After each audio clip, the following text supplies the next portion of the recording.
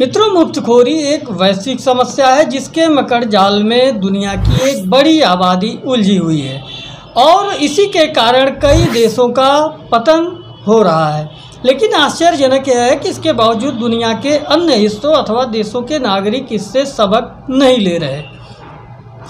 जहां शांति है और थोड़ी बहुत महंगाई है, वहां के लोग मुफ्तखोरी के लिए मरे जा रहे हैं और ऐसा करने के लिए वे ऐसी सरकारों को चुन रहे हैं ताकि उनका भविष्य जहन्नुम बन जाए। वे ऐसा बिना सोचे समझे कर रहे हैं।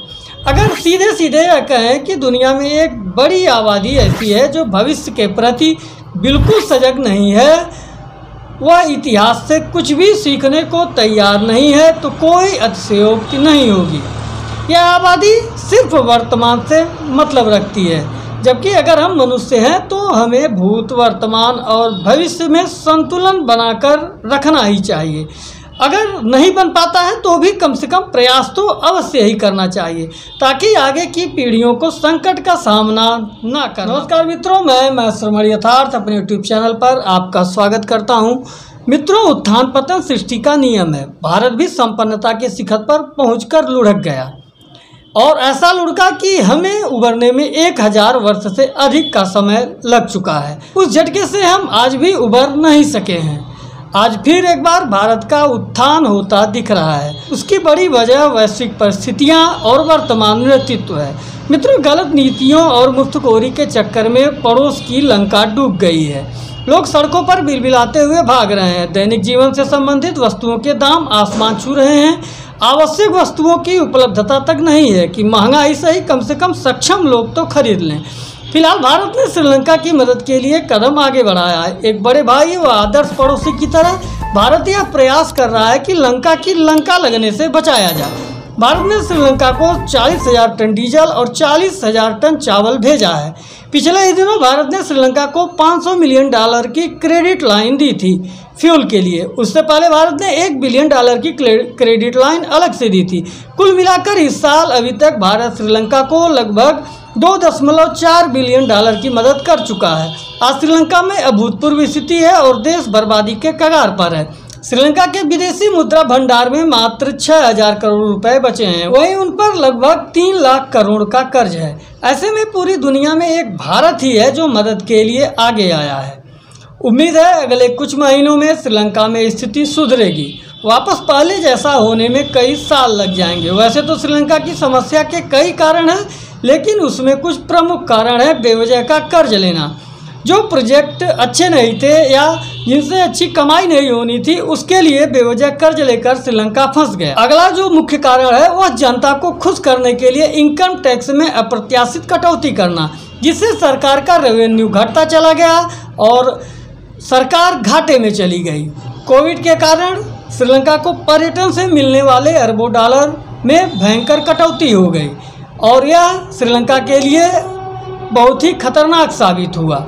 चाय और रबड़ के एक्सपोर्ट पर आखिर देश कब तक चलता, उसमें भी काफ़ी गिरावट आ चुकी है। एकाएक दुनिया का पहला 100% ऑर्गेनिक फार्मिंग वाला देश बनने का निर्णय श्रीलंका को ले डूबा।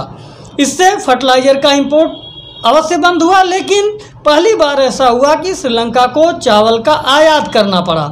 खाने पीने के सामानों की किल्लत हो गई क्योंकि इस पॉलिसी की वजह से एग्रीकल्चर प्रोडक्शन बहुत ही नीचे पहुंच गया।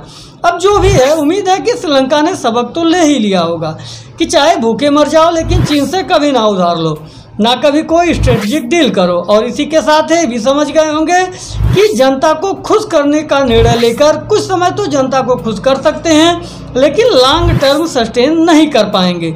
जिस जनता ने टैक्स कटौती द्वारा कुछ हज़ार या लाख रुपए बचा लिए होंगे, उनकी सारी बचत आज दूध, ब्रेड, पेट्रोल खरीदने में निकल गई होगी।